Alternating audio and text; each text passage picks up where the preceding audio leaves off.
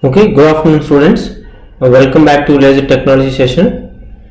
So in the last session we have discussed about different doped materials for the fibers, so that you call as a erbium-doped fibers and ytterbium-doped fibers, and you see different rare earth ions are doped into a fiber to get the lasing action. So the one you are seeing here now is a erbium-doped fiber. So that is what we have discussed in the previous session, the absorption spectrum and the emission spectrum. And so your emission starts from 1530 to 1600 nanometers. So the main disadvantage of this laser is the optical efficiency around 20%. So that means if you give the input of 100 watt, only 20 watt will be converted to stimulated emission, or like you will get a 20% of the lasing. So that means the overall efficiency will be 20% from this kind of lasers. Okay, so in this, when you have a lot of loss in the pump light, so you will generally get low power lasers. So these erbium-doped lasers are low power lasers. And also one thing you have to notice here, so these wavelengths, the erbium-doped fibers, so these wavelengths emits around the telecommunication wavelengths. So in principle, for the telecommunications, we use around these wavelengths to transmit the data or the information. Okay, so these wavelengths we call a telecommunication wavelengths. So it's around 1550, and this scale can be used for the different bands.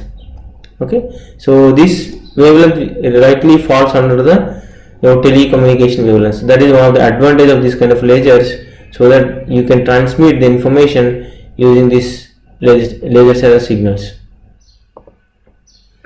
So we also discussed of the ytterbium-doped lasers. So the ytterbium-doped lasers have a very good advantage that both absorption as well as the emission falls on top of each other. So that means you don't have much loss because of the overlapping of the absorption spectra and emission spectra. That means whatever the wavelengths whatever the energy of the photons you use it to excite the atoms, so the same energy will be released after relaxation, or after they decay back to the ground state, they will get same energy. So that means you have the overlap of the absorption emission bands, so you have maximum percentage will be converted for our lasing action. So your optical efficiency in the order of 90%. So this kind of lasers can give high power lasers. So in principle, ytterbium-doped fibers can be used for high power laser system designs. So now we have thulium-doped fiber. So you dope your fiber with the thulium material.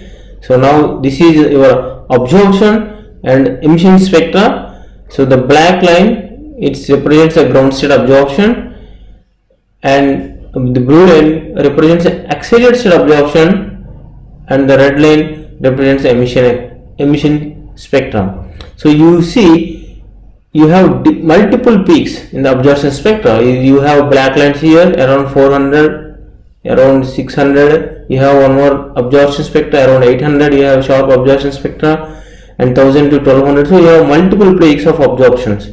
That means there are multiple energy bands available in these materials.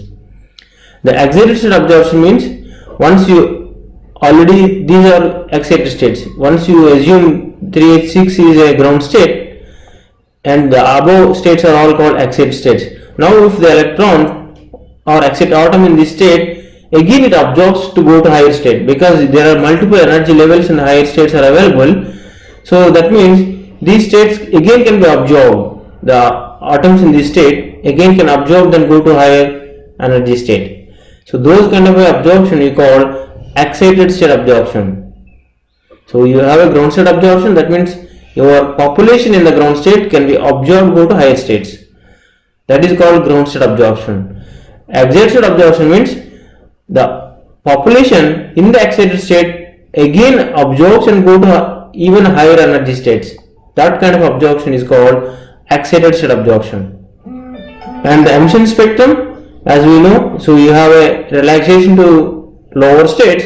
If you have a radiative transition, that transition you call emission. In principle, the emission is a spontaneous emission, or you will also call a fluorescence or a phosphorescence. So this kind of a terminology generally people use to represent the emission. Now these are the energy levels of thulium atom, and you have a lasing action which covers 1080 nanometers to 2000 nanometers, because the different transitions can possible. And you can pump at diode lasers or semiconductor lasers at 793 nanometer. You can see very sharp absorption, like you have a very strong absorption at this region. If you pump at 793, you will get a absorption, and then you have transition from these states. And for example, this kind of to make a 793 pumping, you can use the diode lasers, that is a semiconductor lasers. If you want to pump at 1560 nanometers, you need to use a fiber laser. We know that fiber lasers falls in the region from 1000 nanometers to 2100 nanometer. So to pump around this region, you can use a fiber laser to pump it. Okay, so that's where you have a absorption around 1500 to around 1800. You have absorption peak. So then you can use your fiber lasers to pump these states. Okay, so now that is the reason it gives you a broad emission spectrum. That means your wavelength can be tunability is coming because of the lot of energy levels are accessible to having lasing. Okay, you have a spontaneous emission. You see this red curve is your spontaneous emission curve. You have a photons are available. The spontaneous emission photons are available for full range. Okay, so this way in this region 1600 to 2000 nanometers it is available, and now from 1000 nanometers you can see you have a lot of emission peaks. There is little bit not continuous, there will be little gaps are there, but still you have a tunability of the range of 1080 to 2000 nanometers. So that is one of the greatest advantage of thulium-doped fibers. So the main advantage of these lasers, they can be used for medical purpose. So for example, we know that water absorbs very strongly in the regime of 1850 to 2000 nanometers. There is a lot of absorption can happen in this wavelength range. So we know that our biological tissues contains more than 70% of water. So now if you want to precisely heat certain areas on the surface or underneath a small percentage of the surface, you can use a thulium fiber lasers to heat certain regions. For example, for the different medical applications, these thulium-doped lasers will be used because it has a strong absorption, because these wavelengths will be strongly absorbed by our body tissues. Okay, so that is the major advantage of these thulium-doped fibers. And the other type is Holmium-doped fibers. So your gain medium for the fiber is holmium. So this is the absorption spectrum of holmium. So now if you see, this also having absorption peaks at certain wavelength ranges. Now you can see these are the energy bands available in the visible range, and there is a small band in the 800, around 800, and above 1000 you have one band, and there is energy band from 1800 to 2200 nanometers. So there are different energy bands are available in these states. So you can pump all these bands which are the wavelength of interest. You can get it. The mostly the diode lasers can be used around 1140. So you can see 1140 there is a big peak in the absorption spectrum. So you can pump so that when you have a strong absorption, you can pump so that you have conversion efficiency will be higher, and also you can get higher powers. So fiber lasers can be used to pump at 1950. Now if you see at the peak around 1900 or 1950, so you can use your fiber lasers to pump again this fiber laser. Okay, so you are pumping a fiber laser with a fiber laser. Okay, so that means it's all fiber laser systems. So now you have a pumping and you have a non-ready to decay, then you have a transition around 2100 nanometers. So now your emission can cover 2000 to 2100 nanometer, because all these wavelengths we have very good efficiencies like Ytterbium and Thulium-doped lasers. So this wavelength region is not explored, or not, you will not get from the other type of doped lasers. So this holmium can be extended the range of your fiber lasers from 2000 to 2100 nanometers. So this is all about the dopants in the fibers.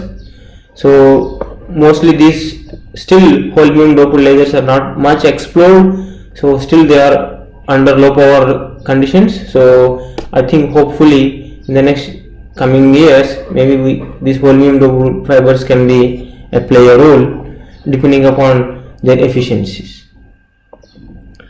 So now we can see wide variety of fiber lasers. So I am showing here certain fiber lasers, but this is not only restricted to this number of lasers, but there are many wide variety of there. I am showing few of them. So for example, now you are seeing a one fiber laser. So this is one of the best fiber lasers, can be utilized to get a femtosecond pulses to picosecond pulses. So this laser gives a tunability. So you can tune, for example, you ask the system to, that means electronically you can tune your femtosecond to picosecond regime. So whatever the pulse width you want, you can type on the automated session or the graphical interface provided by this system. You can automatically get the pulse duration whatever you want. So you can tune the pulse duration from 190 femtoseconds to 20 picoseconds. The highest power you get 140 watt. Okay, and if you convert into energy per pulse, the highest you will get roughly 0.6 millijoules or 600 microjoules. And this laser can operate from single shot to 30 megahertz. This is one kind of a cutting edge lasers in the current era. Okay, now if you want a single shot, that means if you want a single pulse, you can get the single pulse. So you can tune the pulses. For example, you want 100 pulses per second, or if you want 1000 pulses per second, or if you want a million pulses per second. So you ask the system to whatever your requirement, it can deliver. So that is a major advantage of these cutting edge lasers. So this is one of the best femtosecond laser, and there is one more from light conversion. This is a Pharos. So this also have a tunability from 190 to 20 picoseconds. It gives energy per pulse is 2 millijoules. So and the highest power you can get is 20 watt. So this operates from 1 kilohertz to 1 megahertz. So you can tune your repetition rate from 1 kilohertz to 1 megahertz. So once you have a power, your number of pulses increases. That means repetition increase, energy per pulse will decrease, because there will be many number of pulses will share the average power. So that is why, as you see, it's 140 watt, you will get 600 microjoules. Around 20 watt, you are getting 2 millijoules. That doesn't mean that this is having a high energy pulse. The reason is this is operating at low repetition rates. This is operating at high repetition rate. That means when there is a high repetition rate, that means you have many number of pulses or more. So the energy will be distributed to along the pulses. So energy per pulse you have to be calculated. So that is the most important thing when you see a high repetition rate lasers. So now this is called Wi-Fi. So this is also a fiber laser. There is a small mistake. It's less than 100 femtoseconds. The energy per pulse is 2 millijoules, and it's up to you will get 3 microjoules of energy per pulse, and it operates up to 15 megahertz. So there are different companies producing these kind of fiber lasers. So this is A femtosecond laser is also having tunability from femtoseconds to picoseconds. It can be tuned from 300 femtoseconds to 5 picoseconds. The energy per pulse is 2 millijoules. At 20 watt is the maximum energy you will get. It can operate from single shot to 5 megahertz, and also it have a tunabilities. Depending upon the dopants, they will change. You will get the tunability ranges from 3 watt to 20 watt. And these are CW lasers and very high powers. It will give 1000 watt to 10,000 watt. So that operates in the CW mode. These are high power industrial grade lasers. So mostly industrial people use this kind of high powers for welding and cutting, laser cuttings. They are like precise cuttings for the metals, and these high power lasers will be used at industrial levels. So these are like CW lasers, and you have other fiber lasers from other companies. They can produce CW as well as pulses at different wavelengths, whatever your requirements. And this is one of the lasers. It operates from less than 80 femtoseconds. Okay, and its power is greater than 4 watt. So it operates from 30 megahertz to 100 megahertz. And now you are going to see like a tiny, it's not tiny, but it's very portable and a small femtosecond laser. So this gives around 100 femtoseconds with 100 to 200 milliwatt, operates at 75 megahertz. If you see the dimensionality, it will be around 23 by 19 by 7.6 centimeters. So very small box, you will get a femtosecond laser. So these all are fiber lasers. So compared to solid state lasers, these lasers are smaller in the sizes and gives high powers, and whatever your requirements, these fiber lasers are able to produce it. So these are the lasers, or cutting edge lasers, what you are seeing here. So if you go to any research laboratories, any one kind of a laser, this kind of lasers you are going to see, because so these lasers now are used as a, like, these are all well developed now, because right now whatever you are seeing, these are all cutting edge lasers. Right now these are available to do your experiments. So they are giving you like many options to play with it. So the options you can tune your pulse width. For example, right now I want to use for example, I want to use a 100 picosecond pulse. Next time I want to use a 50 picosecond pulse. Next time I want to use a femtosecond pulse. So this tunability you are getting from this kind of lasers. And also the power. Once you have high power, you can have many experimental setup by dividing this power into multiple beams.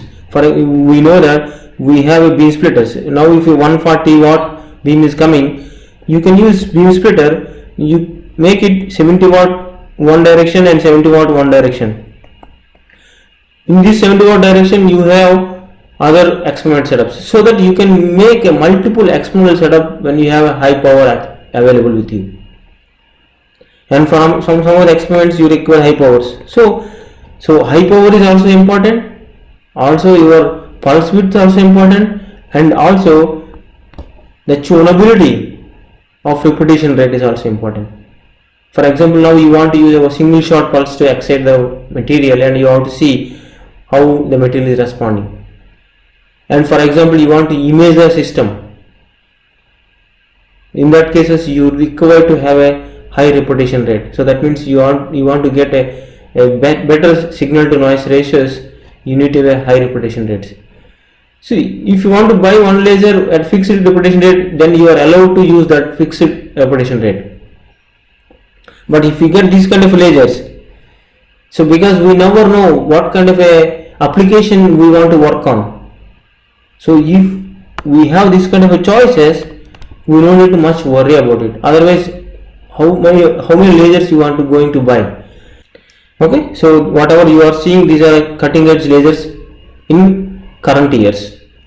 So now the technology is growing, in the couple of years or later, these lasers may not be can be compete with the cutting edge technologies. So even power might increases, or you short down your pulse widths, and also you can increase your reputation rates.